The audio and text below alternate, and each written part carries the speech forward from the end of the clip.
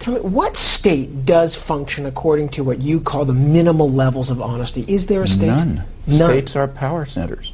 The only thing that imposes constraints on them is either outside force or their own populations. So the United States... Internal criticism, yes, critical dialogue. That's exactly why the intellectuals who we're talking about are so adamant at preventing people in the United States and Britain from learning the most elementary facts about themselves. But is it even possible then? If you say no state functions, it's not there's only no possible, nation it happens. The United States, for example, is far more civilized than it was 40 years ago. Let's just take that. This March happened to be the 40th anniversary of the public announcement by the Kennedy administration that the U.S. Air Force is bombing South Vietnam.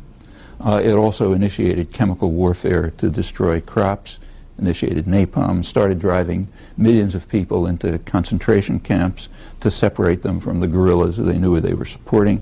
This was all public. Did we commemorate the 40th anniversary? No. Why?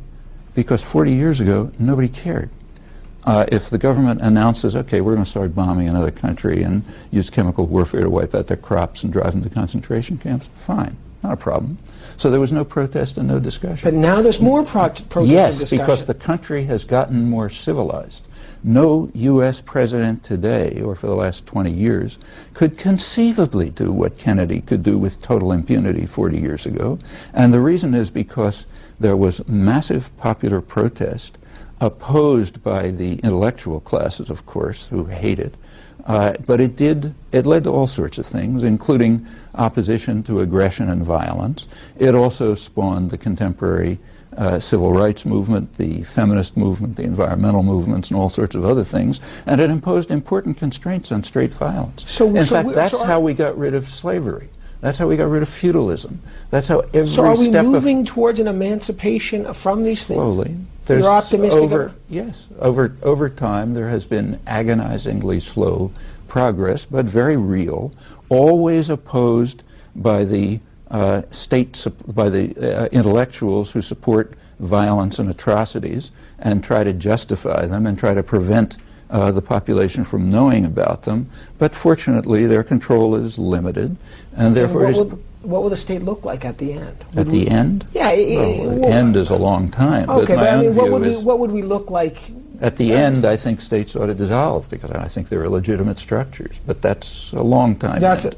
But it is the end of the nation state that you foresee in the vision. I don't foresee anything. What I'm saying is that as long as people, ordinary people, are able to free themselves from the doctrinal controls imposed on them by their self-appointed betters and mentors, as long as they're able to do this, they'll continue to be able to struggle for peace and justice and freedom and limitations on violence and constraints on power, as they've been doing for hundreds of years, and I don't see any end to that. Where it'll end up in the long run, I can tell you where I'd like it to, but I wouldn't even dream about that. The immediate problem is to free ourselves from the shackles imposed very consciously by the kind of people you're talking about, who don't want the facts to be known, and for very good reasons, because if people know the facts, they're not going to tolerate them. So therefore you have to prevent them from knowing. You have to indoctrinate them. You have to tell them stories about how we're really good guys, and if we use violence, it must be for the general good because we represent the course of history. Yeah, that's the job of propagandists for power and violence. And it's the task of populations to free themselves from those kinds of controls and domination. Pleasure to see you, always. You have a great discrepancy between the way that the rest of the world increasingly views the United States and the way that the people of the United States view themselves. That's not true. Take, say, the international economic arrangement, what are called free trade agreements. They don't have a lot to do with free trade. There's overwhelming public opposition to them. That's why these issues never arise in elections. If you take a look at the electoral campaigns, they always completely exclude a certain category of issues, namely those on which the public is opposed to the elites. Those just don't arise. And that's part of the technique of marginalizing the public. And as you mentioned before, that's not that people are unaware of it. They know it.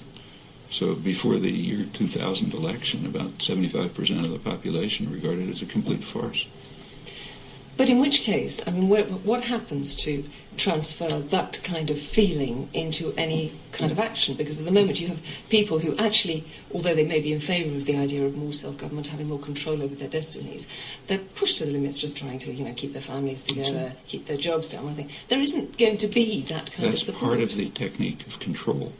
Well, isn't that going to be broken then, isn't it? Well, why isn't it going to be broken? I mean, slavery was broken, oppression of women was broken, opposition to aggression was broken, feudalism was broken.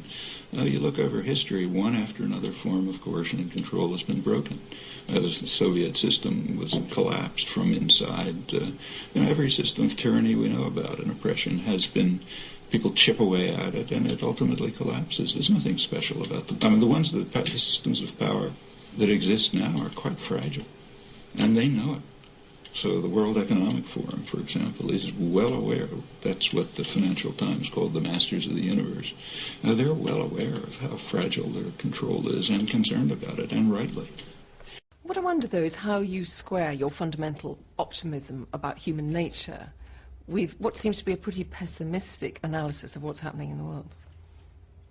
A famous phrase that was borrowed by Gramsci, and that we should have pessimism of the intellect and optimism of the will.